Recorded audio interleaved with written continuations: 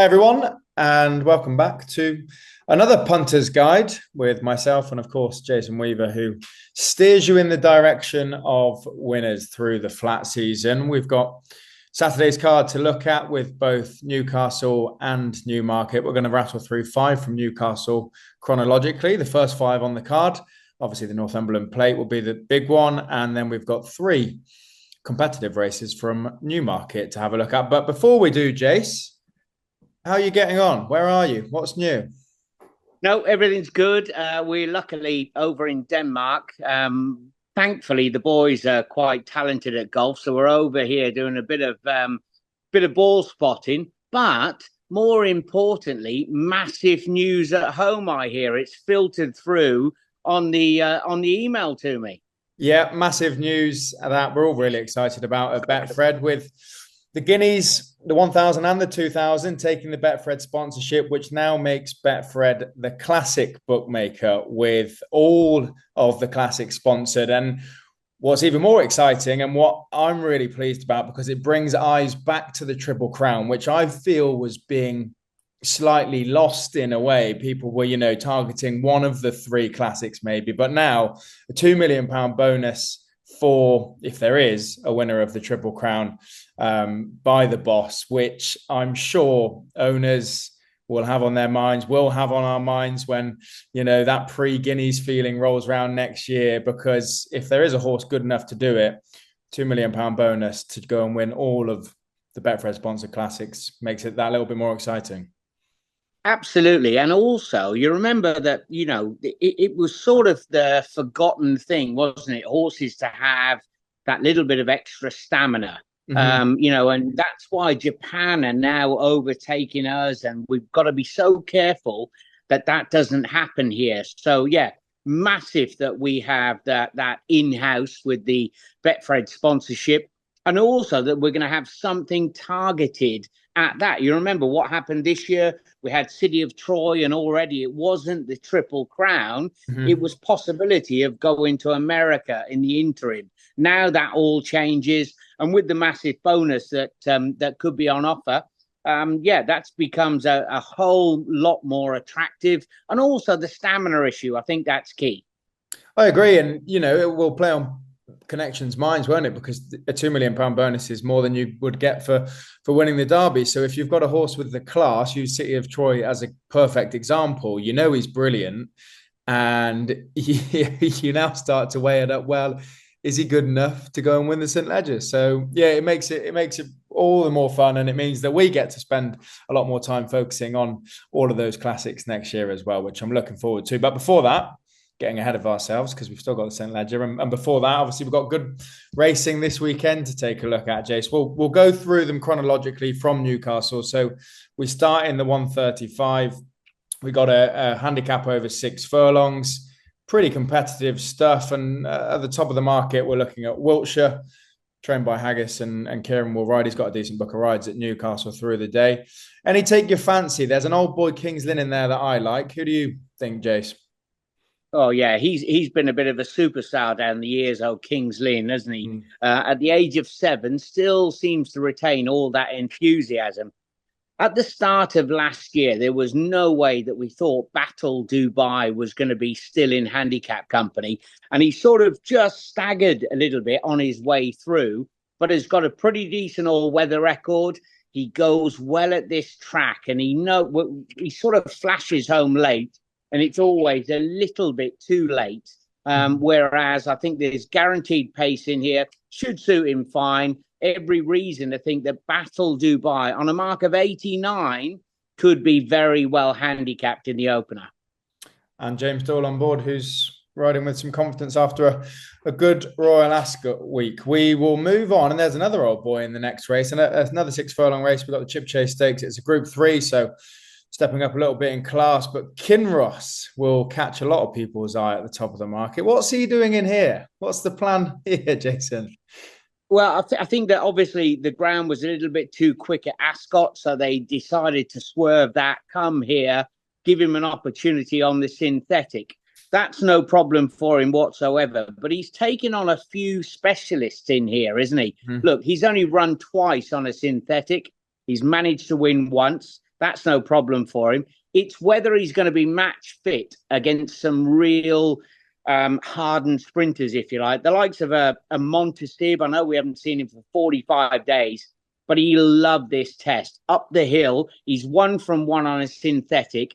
The quicker they go early, the more it'll suit him. When you go down through him, Popmaster, he's verging on Group 3 class, isn't he? Spycatcher managed to win a big race here last year as well. But the more I look at it, I think Kieran Fallon, the young Kieran Fallon, not the young man, but he suits him perfectly, weaving his way through and picking them up late on.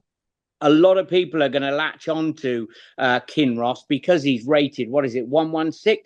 Yeah. But I think that match fitness could count for a lot. Okay.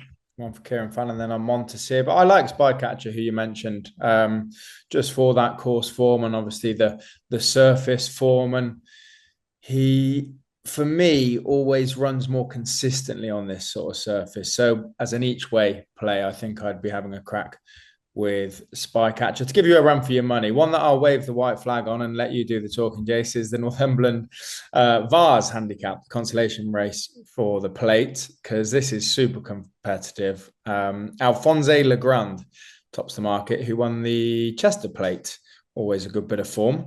Are you sticking at the top, or have you dug one out? Is there something in here that might be well handicapped? Yeah, the Chester winner, Alfonso de Grand, was a decent performance, drawn out in 12, no problem. Listen, 2 miles. Failac ran well in this last year from £6 lower. Now, Jim Goldie, a bit of a wily old devil, isn't he? He's sort of been campaigning him over much shorter over recent months. Ran really well up at Hamilton. Just have a read back the jockey quotes and how he ran last time.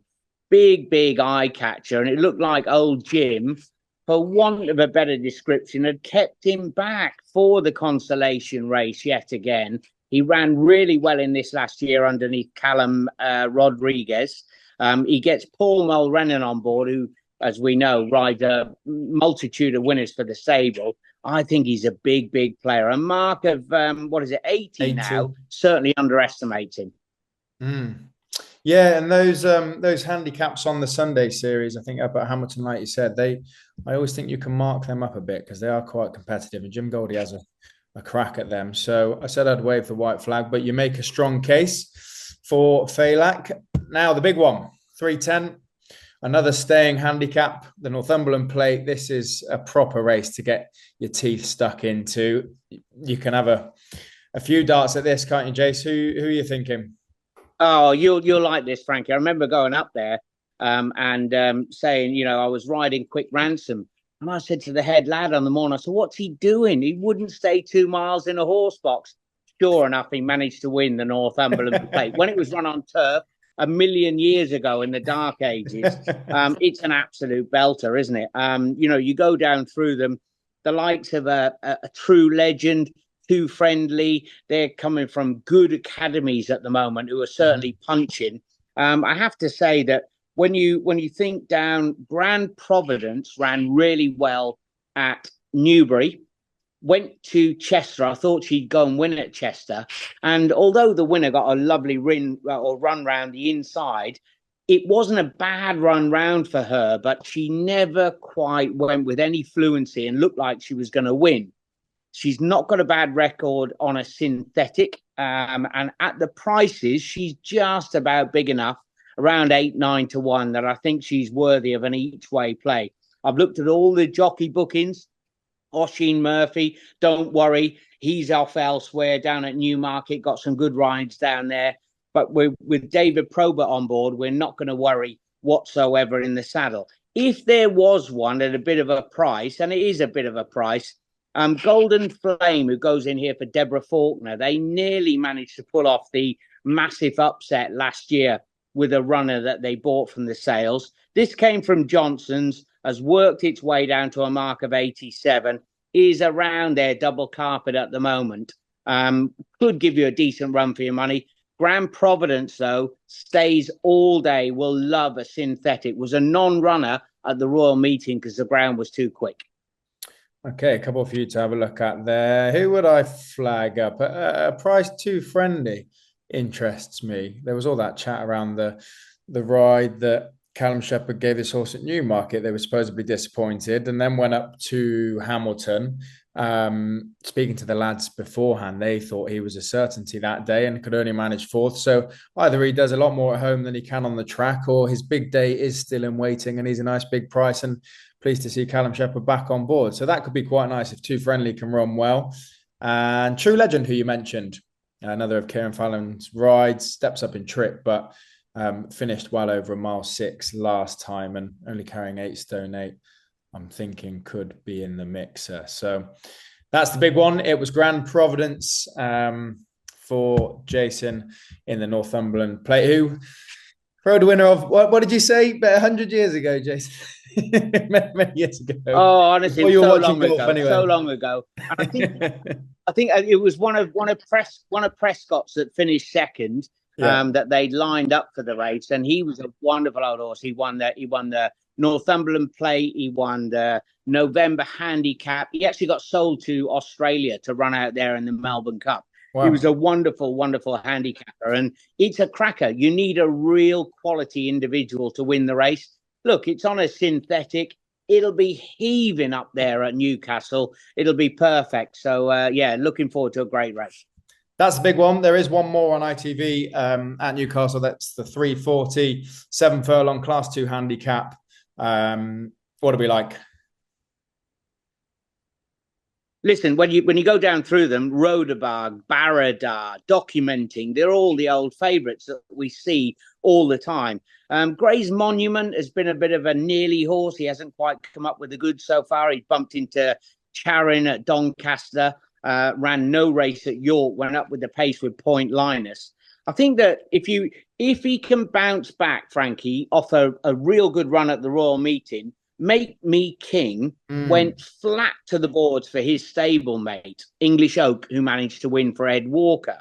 Now, anything that was up with the pace with him on the stand side finished nearer last than first. It was a great effort. He was there. He was just there as the sacrificial lamb went flat to the boards and his stablemate won. If they give him half a patient ride, or just ride him normally, if he wants to go to the front, that's absolutely fine. It was a huge effort, and 102 probably underestimates where he is. Look, in this sort of handicap, Class 2 company, you need to be verging on a group horse anyway. And I think it was a great performance under tactics that set it up for his stablemate.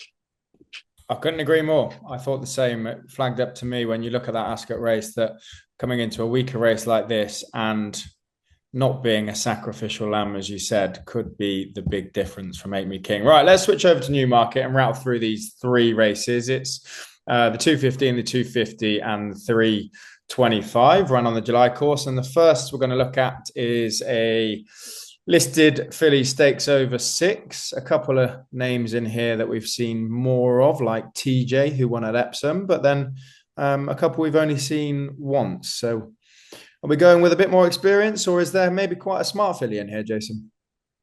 Yeah, look, TJ managed to get the job done in the Woodcut at Epsom. That's normally a decent sort of trial, but she was sort of fleet of foot and nimble on her way through.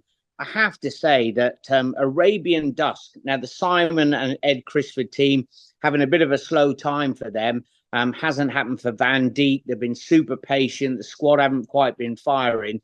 I thought she ran a stormer behind Twarfeg.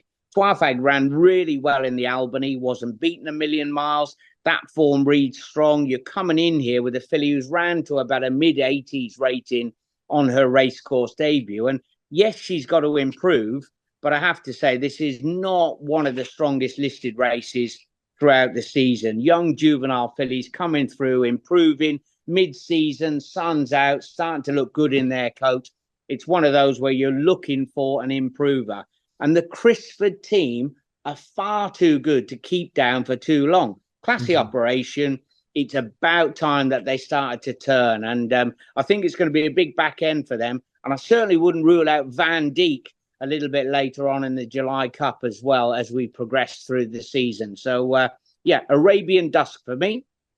I agree. I'd like to see the tide start to turn. And they are names that you would like to see pop up at all big meetings. But I think as we head towards Goodwood, you always see them pop up there, don't you? And if they start firing in, then they'll certainly have some winners at a big festival like that. Right, the next one, the Fred Archer Stakes over a mile and a half. King of Conquest sets the standard. Who's beaten a couple of these last time, Emmerich and Deauville Legend, who I just find a really frustrating horse to follow. I personally have now kind of called it quits backing him, but I always thought he would do a bit more than maybe he did.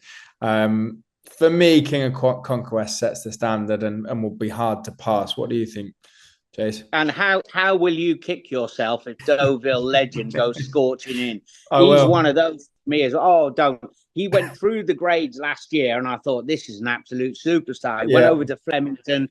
He ran a blinder in the Melbourne Cup. He's a good horse, make no mistake. What has happened this year, it just hasn't happened for him. He's run without any real sort of aggression late on. Kamari's only going to be there as a pacemaker. King of Conquest sits in the pocket, gets a perfect toe in. Emmerich has got to turn the form around. I can't see it. Crystal Delight likes to go forward. Hence, when he managed to win last time at York, achieving a career best rating. But surely the other Godolphin runner is going to be leaning all over his shoulder. And I can't see Deauville Legend picking up the pieces. Yeah, I'm with you. King of Conquest going to take a world of beating. I hope he's 7-4 on the day. I know, yeah, I thought that was a great price. Yeah, 7-4, top of the market, beating a couple of others in the field, and nothing really that stands out. So could be a good day for punters on track or favourite backers on track at Newmarket on Saturday. The final race then that we're going to take a look at on ITV, the 325 7 furlong Criterion Stakes. It's a Group 3. The boys in blue have got Noble Dynasty at the top of the market. Nostrum. We talk about horses that have dipped out of form. He's certainly won. Tiber Flow has won some hearts after he fell and then came back and won. I think, again, I know this is pretty boring, but I'd be staying at the top of the market with Noble Dynasty. Where are you looking, Jason? Have you got anything more interesting for me? Well, no, look, listen, with the likes of Noble Dynasty, he's guaranteed to make the running. That's his thing, isn't it? He goes off on the front end and keeps on going. Tiber Flow is your hold-up performer. You're absolutely right. Off the canvas, like Tyson Fury, to get back up and win at Haydock last time was a super performance from him. Nostrum, if Deauville Legend is your cliff horse, Nostrum is my cliff horse. I've literally been hanging on to his tail, and it hasn't happened. He's been a real handful. Probably Richard Kingscote gets on him at the right time. Because when Ryan's on board and it doesn't happen, he gets the free ride and we just let it go. But Kingscote back on board, back down in trip over 7 furlongs. But will he find a way of beating himself? Will he find a way of going to the front and Tiber Flow being able to pick him up? That's a possibility. I love a good comeback story. And the way he managed to win at Haydock on a speed favouring track where it's nigh on impossible to come from the back of the pack was a great performance. Here at Newmarket, climb towards the line. He'll be finishing late when the others have cried enough. So, yeah, I've got to stick with Tiber Flow. Stick with Tiber Flow. I like it. We've spoken about the Northumberland Plate, Dave Probert's ride. We spoke about the Simon and Ned Crisford team tide turning 7-4. You said you couldn't believe in the following race. Which horse stands out across the two cards on Saturday?